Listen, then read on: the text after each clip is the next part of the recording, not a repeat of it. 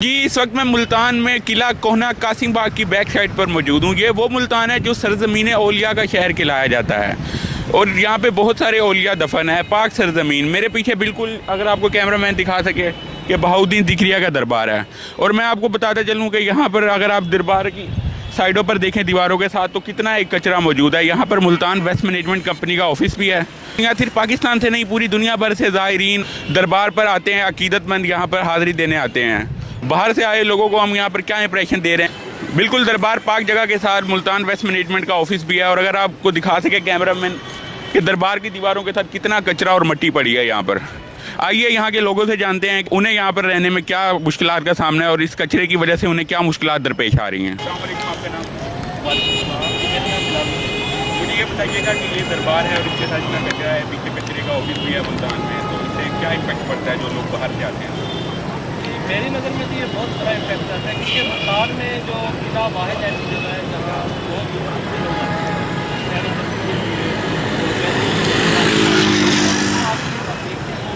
बहुत बड़ा इम्पैक्ट क्योंकि मुल्तान का जो है ना ये कचरा वगैरह साथ ही बिल्कुल ऑफिस भी है, ये तो बिल्कुल साफ होना चाहिए, करना चाहिए। थोड़ा सा स्ट्रिक्टली एक्शन ले ताकि ये कचरा कम से कम नामोजर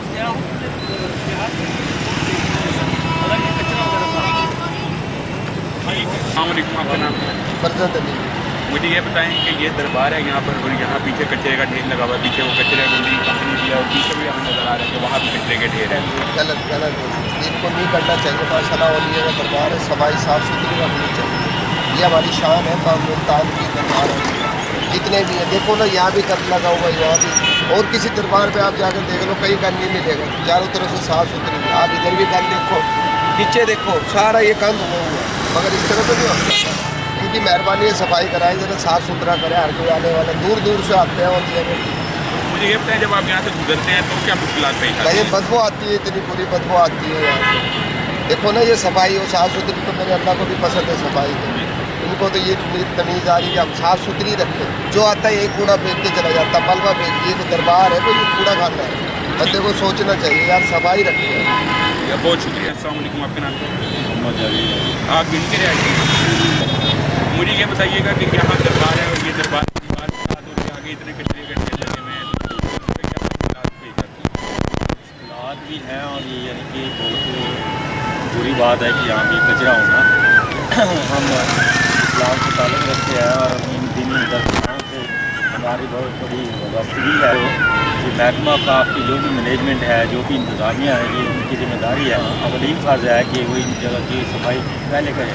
मैं यहाँ पे शहर में अक्सर देखता हूँ कि ये जो कूड़ा चीज़ें उठाने वाले लोग हैं, ये वहाँ पर सड़कों पे तो यानी कि सुबह 6 बजे आ जाते हैं, वहाँ पर यानी कि मूवी वगैरह बना अपनों से चले गए सारा दिन। हालांकि इनकी ड्यूटी के बाद क्या होते हैं।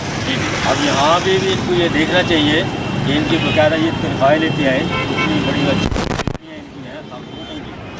हाँ सिर इधर इस तरफ यानी कि कोई इनका कोई ध्यान वगैरह किसी का भी नहीं है।